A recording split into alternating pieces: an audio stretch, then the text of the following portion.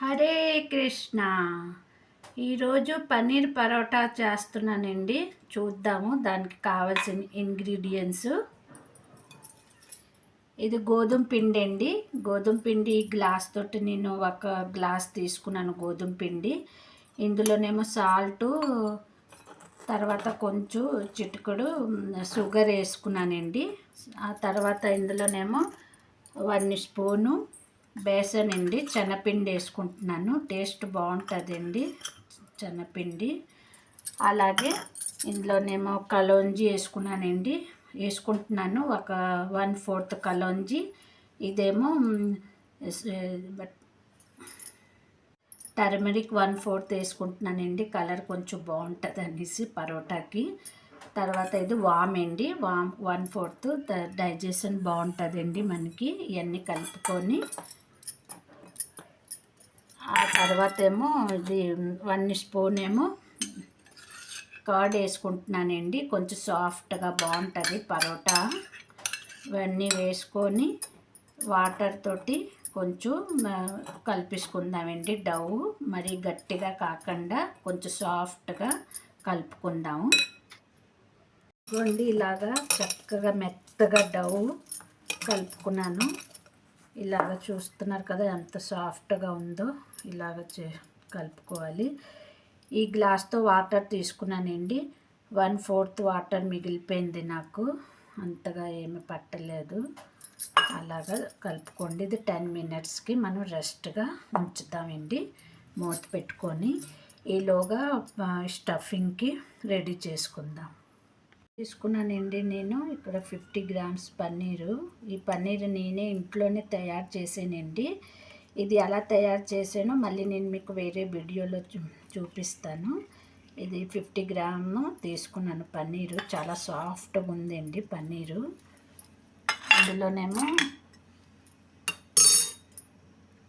ఇందులో coriander leaves వేసుకుందామండి. తర్వాత 2 చిల్లీస్ చిన్న పీసెస్ చేసి వేసుకుంటున్నాను. ఇదంతా చక్కగా మ్యాష్ చేసుకుందామండి. బాగా మ్యాష్ చేసుకోవాలి. మ్యాష్ చేసుకున్నాక ఇందులో కొంచెం టేస్ట్కి ఒక నిమ్మకాయ చెక్క వేసుకుందామండి. దీని జ్యూస్ వేసుకుందాము. నిమ్మకాయ పిండుకుంటున్నాను చూడండి ఒకటి. తర్వాత టేస్ట్ సాల్ట్ వేసుకుంటున్నానండి. ఇంకో సాల్ట్ పిండిలో కూడా వేసుకున్నాం కదండి, మనం చూసుకొని వేసుకోండి. చిన్నది వేసుకున్నాను నేను. అంతా చక్కగాని కలుపుకుందామండి బాగా. ఇందులో మీకు ఇంకా కావాలంటే పొటాటో బాయిల్ చేసి వేసుకోవచ్చండి, బాగుంటుంది. మీ ఇష్టం ఏవైనా వేసుకోవచ్చు ఇందులో. కానీ నేను ఇక్కడ పన్నీర్ తోటే చేస్తున్నానండి. పన్నీర్ ఫ్లేవర్ తెలియాలి, పరోటా పన్నీర్ చాలా బాగుంటుంది. అందుకే ఇంక నేనేమీ యాడ్ చేయడం లేదు. ఇలాగా కలిపేసుకున్నాం కదండి. ఇలా చక్కగా కలిపేసుకొని ఇంకా స్టఫింగ్కి రెడీ అయిపోయిందండి ఇది. ఓకేనా, పక్కన పెట్టుకుందాం. చిన్న నిమ్మకాయ సైజ్ అంత తీసుకున్నానండి.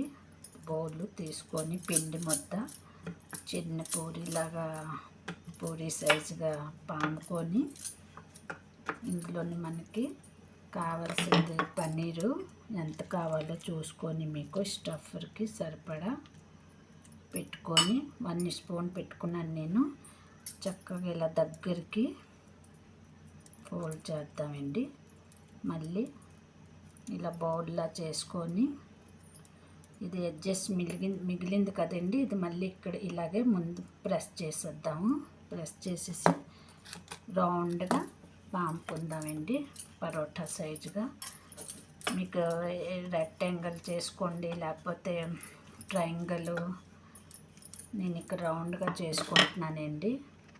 ఇగోండి ఇలాగా చేసుకున్నాను నేను. ఇప్పుడు ఇది పెనం మీద వేసుకొని కాల్చుకుందాము రండి. ఇవ్వండి ఇలాగా పెనం వేడయ్యాక వేసుకున్నాను. చక్కగా నీటితోటి కాల్చుకుందామండి 2 వైపులు.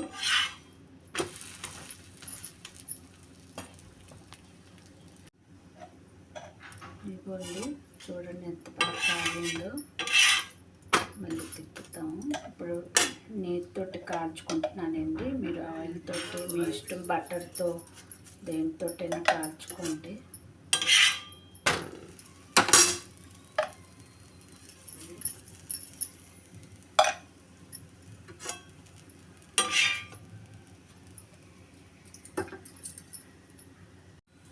ఇలాగా తిప్పుతూ ఇలాగ ఎడ్జస్ట్ ప్రెస్ చేస్తూ చక్కగా కాల్చుకోవాలండి. 4 వైపులోని చూడండి ఎంత బాగా కాలిందో, పొంగింది కూడా ఎంత బాగా.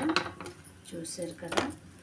ఇప్పుడు తీసేసుకుందామండి సర్వింగ్ ప్లేట్లోని. అలాగే ఇంకొకటి కూడా కాల్చి చూపిస్తాను మీకు. చూస్తున్నారు కదండి, రెండో పన్నీర్ పరోటా కూడా చాలా బాగా కాలుతుంది. ఎంత చక్కగా అడ్జస్ట్ అయ్యి ఇలాగా కొంచెం ప్రెస్ చేసేసి కాల్చుకుంటున్నాము. ఇదిగోండి ఇలాగా అయిపోయిందండి, కాలిపోయింది. ఇంకా స్టవ్ ఆఫ్ చేసేసుకొని సర్వింగ్ బౌల్లో తీసేసుకుందాం.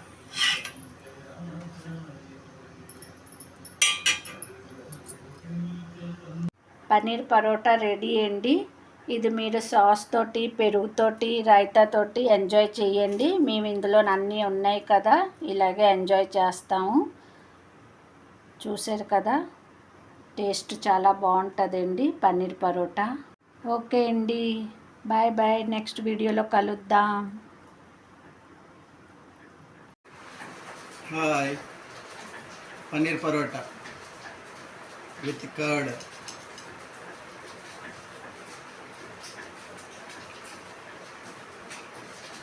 అద్భుతంగా ఉంది.